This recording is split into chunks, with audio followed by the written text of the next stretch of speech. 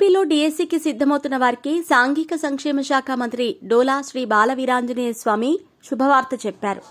త్వరలో DSC, SC అభ్యర్థులకు ఉచితంగా శిక్షణ అందిస్తామని, అన్ని జిల్లా కేంద్రాల్లో 3 నెలల పాటు శిక్షణ ఇవ్వనున్నట్టు తెలిపారు. అంబేద్కర్ ఓవర్సీస్ విదేశీ విద్య పథకంతో పాటు 2014-19 మధ్య టీడీపీ ప్రభుత్వ హయాంలో అమలైన అన్ని ఎస్సీ సంక్షేమ పథకాలను పునరుద్దరిస్తామని మంత్రి చెప్పారు.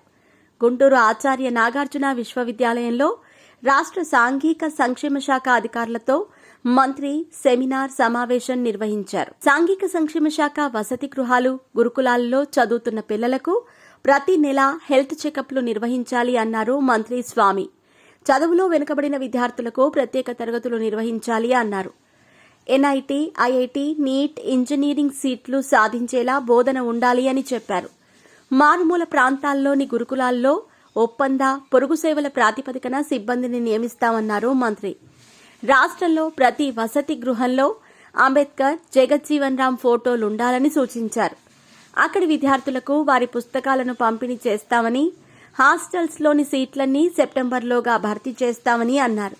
ప్రతి వసతి గృహంలో 6 సీసీ కెమెరాలు ఏర్పాటు చేస్తామని, అలాగే కాస్మెటిక్ ఛార్జీలను తిరిగి విద్యార్థులకే అందిస్తామన్నారు. మరోవైపు ఐటీడీఏ ఆధ్వర్యంలో కూడా ఉచితంగా డీఎస్సీ శిక్షణ ఏర్పాటు చేస్తున్నారు. ఈ డీఎస్సీ ఉచిత శిక్షణ శిబిరానికి దరఖాస్తు చేసుకునేందుకు అభ్యర్థులు ఎక్కువ మంది ఆసక్తి కనబరిచారు. ఐటీడీఏ కార్యాలయంలో ప్రత్యేక కౌంటర్ ద్వారా దరఖాస్తులు స్వీకరిస్తూ ఉండగా ఈ నెల 17వ తేదీ వరకు ఈ ప్రక్రియ కొనసాగింది. దరఖాస్తులు అందించిన వారిలో 300 మందిని ఎంపిక చేసి విశాఖపట్నంలో శిక్షణ అందిస్తారు.